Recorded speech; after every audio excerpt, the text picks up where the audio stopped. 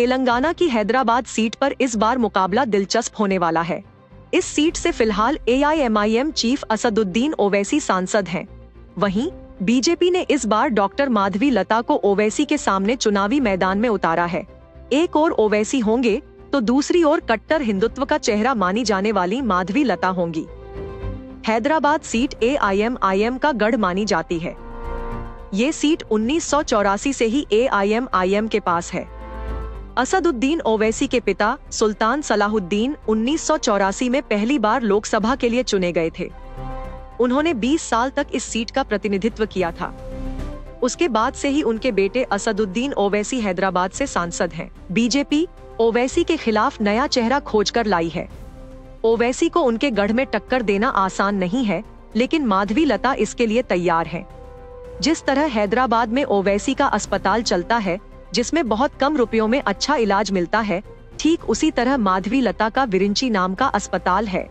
वो इस अस्पताल की चेयरपर्सन है। इसके अलावा माधवी लता सोशल मीडिया पर काफी एक्टिव रहती हैं और उनकी छवि हिंदू समर्थक रुख के कारण सुर्खियों में रहती है। इसके अलावा माधवी लता भरतनाट्यम डांसर भी हैं। वो हैदराबाद में होने वाले सामाजिक कार्यों में भी काफी सक्रिय रहती हैं। माधवी ट्रस्टों और संस्थानों के माध्यम से स्वास्थ्य और शिक्षा के क्षेत्र में काम करती हैं। वो लोपामुद्रा चैरिटेबल ट्रस्ट और लतामा फाउंडेशन की अध्यक्ष भी हैं। माधवी लता ने बेसहारा मुस्लिम महिलाओं के लिए एक छोटा सा कोष भी बनाया है और वो कई सांस्कृतिक संगठनों से भी जुड़ी रही हैं।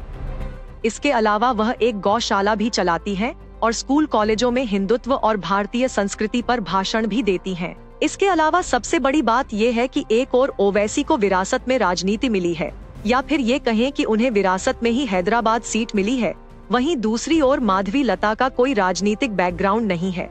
वो खुद भी सक्रिय राजनेता नहीं थीं। वो हैदराबाद में सुर्खियों में तब आईं जब उन्होंने 3 तलाक को खत्म करने के लिए मुस्लिम महिलाओं के समूहों के साथ सहयोग किया। इस मामले में शहर के अलग अलग इलाकों में बात करने के लिए उन्हें बुलाया जाता रहा है। 2019 के चुनाव में बीजेपी ने भागवत राव को ओवैसी के खिलाफ टिकट दिया था।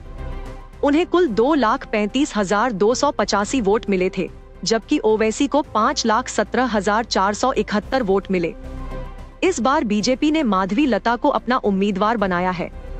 बीते एक दशक में तेलंगाना में बीजेपी का वोट शेयर बढ़ा है।